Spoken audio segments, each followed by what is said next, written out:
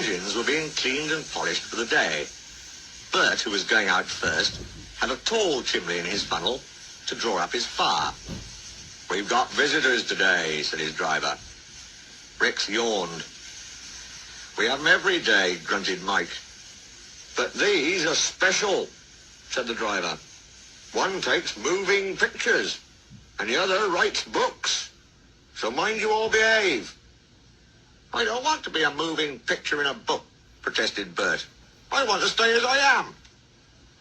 They all tried to explain, but Bert was still muddled when he went to take his train. The visitors were clergymen, one fat, the other thin. They arrived in a little car. Both had cameras. They shook hands with Bert's driver. "A small controller," he told them.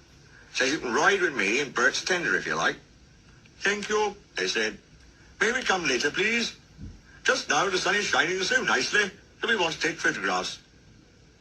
Then they asked Bert his name and told him how smart he looked. These visitors, he thought, do at least know how to speak to engines. He puffed away feeling happier. Wherever the line came near the road, level crossings, bridges, stations, there the two clergymen were, squinting into their cameras. Bert found this rather upsetting. "I might wave at an engine," he complained. "I can't wave and get good pictures," said his driver. But Bert didn't understand. He thought they were being unfriendly. Beep, beep.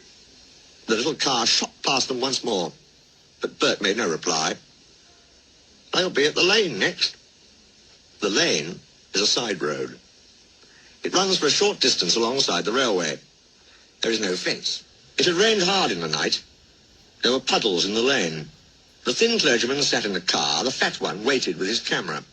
He took his pictures, jumped in, and off they went, racing the train to the lane's end. Unluckily, just as they passed Bert, they went through a puddle.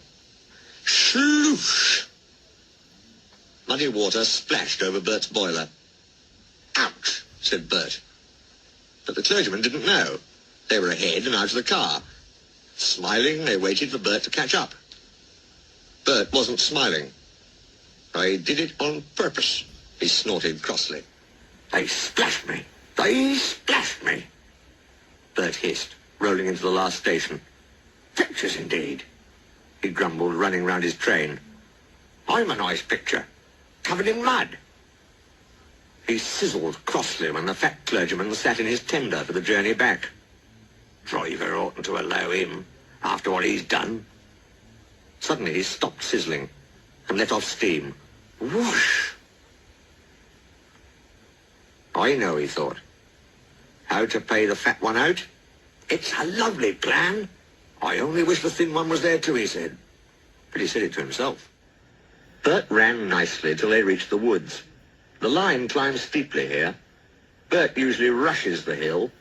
This time, he deliberately dawdled. "Come on," said his driver, giving him full steam. This was just what Bert wanted. "Tit for tat, tit for tat," he shouted, storming up the slope. Rain-soaked branches met close overhead. Bert's blast, shooting straight up, shook them wildly. Showers of water fell on clergyman and driver. Their soaking did not stop till they had topped the rise, and steam could be reduced for the downward run. The small controller soon found out what had happened. He sent Bert back to the shed. "You are a very naughty engine," he said sternly.